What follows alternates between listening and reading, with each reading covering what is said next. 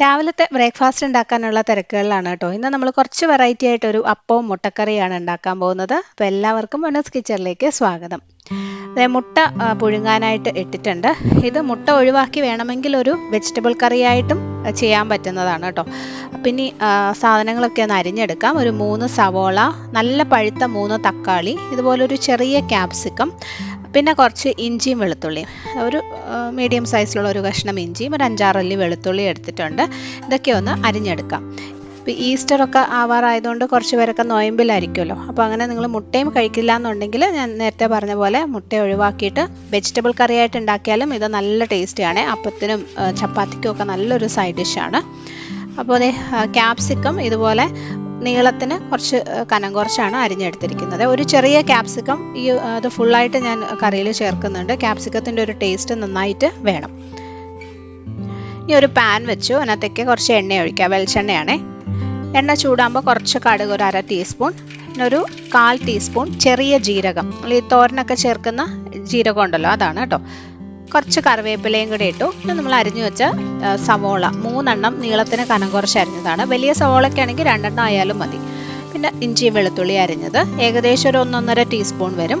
ഇത് നന്നായിട്ട് വഴറ്റിയെടുക്കുക. ഒരു ഇച്ചിരി ഉപ്പിട്ടിട്ടുണ്ട് പെട്ടെന്ന് വഴണ്ട് കിട്ടാൻ വേണ്ടിയിട്ട്. ഇതിനകത്ത് ഞാൻ പച്ചമുളക് ചേർത്തിട്ടില്ല കേട്ടോ. നമുക്ക് ക്യാപ്സിക്കം അത്യാവശ്യം നല്ലപോലെ ചേർക്കുന്നുണ്ടല്ലോ, അപ്പോൾ അതുകൊണ്ടാണ് പച്ചമുളക് ഒഴിവാക്കിയത്.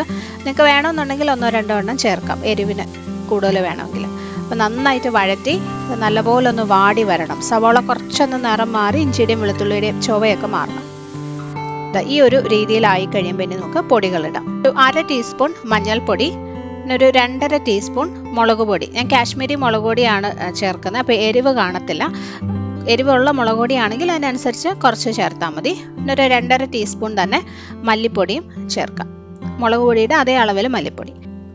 പിന്നെ കുറച്ച് ഗരം മസാല, ഒരു 3/4 ടീസ്പൂൺ മുതൽ 1 ടീസ്പൂൺ അളവിൽ ചേർക്കാം. ഞങ്ങളിതിപ്പോൾ വീട്ടിലുണ്ടാക്കിയ മസാലയാണ്.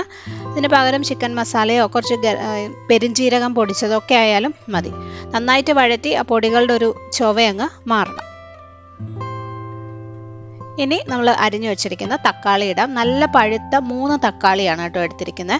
അപ്പോൾ ഇതിനകത്ത് തക്കാളി അത്യാവശ്യം നന്നായിട്ട് വേണം. അതിൻ്റെ കൂടെ തന്നെ ക്യാപ്സിക്കം അരിഞ്ഞതും കൂടി ചേർക്കാം. ഈ തക്കാളി നല്ലപോലെ വെന്തുടഞ്ഞ് വരണം, മസാലയുടെ കൂടെ അങ്ങ് ചേരണം. പിന്നെ ക്യാപ്സിക്കം ആയാലും അത്യാവശ്യം നല്ലപോലെ വെന്ത് വരുന്നതാണ് ഈ കറിയുടെ ഒരു ടേസ്റ്റ് കേട്ടോ. ഇത് നോൺ സ്റ്റിക്ക് പാത്രം അല്ലാത്തതുകൊണ്ട് മസാല അടിയിൽ പിടിക്കും. അപ്പോൾ അതുകൊണ്ട് ഞാനൊരു ഇച്ചിരി വെള്ളം ഒഴിച്ചു കൊടുക്കുന്നുണ്ട്, ജസ്റ്റ് ഒരു 1/4 കപ്പ് മാത്രം. എന്നിട്ട് ഇത് നല്ലപോലെ വെന്ത് വരട്ടെ.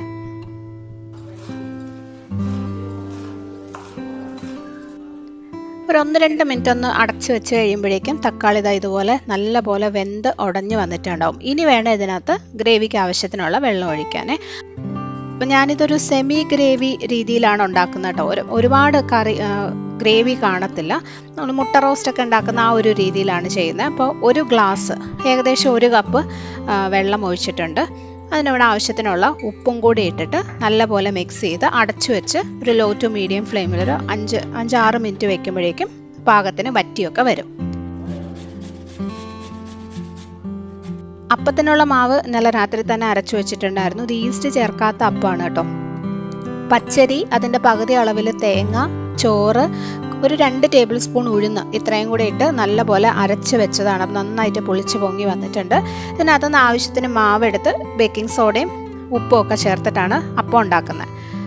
ബാക്കി വരുന്ന മാവ് ഫ്രിഡ്ജിൽ വെക്കാം. നമ്മൾ അപ്പം ഉണ്ടാക്കുന്ന സമയത്ത് മാത്രമാണ് ബേക്കിംഗ് സോഡയും ഉപ്പും ഒക്കെ ചേർക്കേണ്ടത്.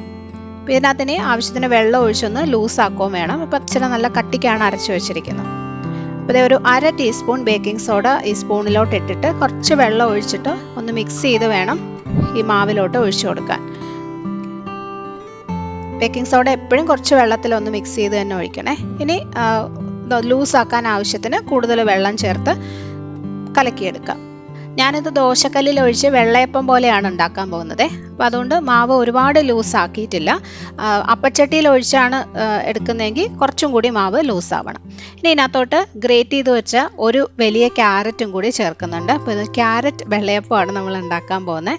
ഹെൽത്തിയുമാണ്, നല്ല ടേസ്റ്റുമാണ്. കുട്ടികൾക്കൊക്കെ കൊടുക്കാൻ വളരെ നല്ലതാണ്. ക്യാരറ്റോ കുറച്ച് ബീറ്റ്റൂട്ടൊക്കെ ഇതുപോലെ ഗ്രേറ്റ് ചെയ്ത് ചേർത്തുണ്ടാക്കിയാൽ.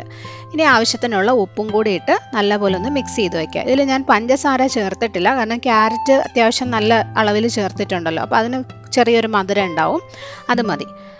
ഇനി ഇതൊരു 5 മിനിറ്റ് ഒന്ന് റെസ്റ്റ് ചെയ്യാനായിട്ട് വെക്കാം. നല്ലപോലെ ഇളക്കിയതൊക്കെയല്ലേ, ഒരു 5 മിനിറ്റ് വെച്ചതിന് ശേഷം അപ്പം ഉണ്ടാക്കുന്നതാണ് നല്ലത്.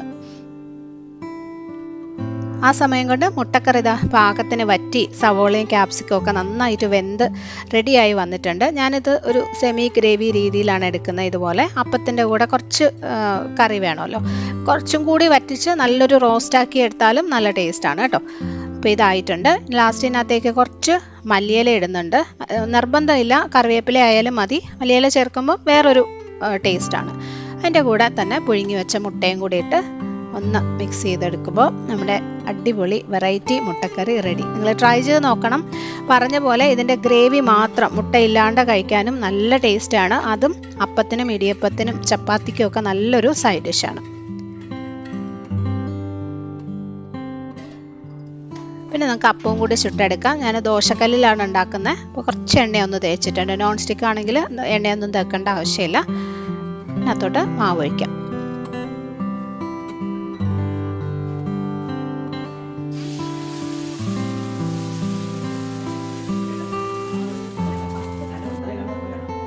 അടച്ചു വെച്ച് ഒരു 1-2 മിനിറ്റിനുള്ളിൽ അപ്പം റെഡി. നല്ല സോഫ്റ്റായിട്ട് അടിപൊളിയായിട്ട് വന്നിട്ടുണ്ട്. ക്യാരറ്റിൻ്റെ കളറാണ് കേട്ടോ, ഒരു ഓറഞ്ച് കളർ പോലെ ഉള്ളത്.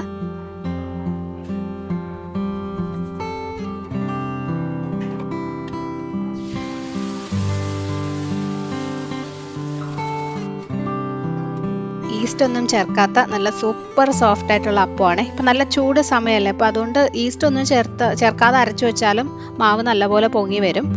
ഒരല്പം 2 ടേബിൾ സ്പൂൺ ഉഴുന്ന് മാത്രം ചേർത്ത് കൊടുത്താൽ മതി.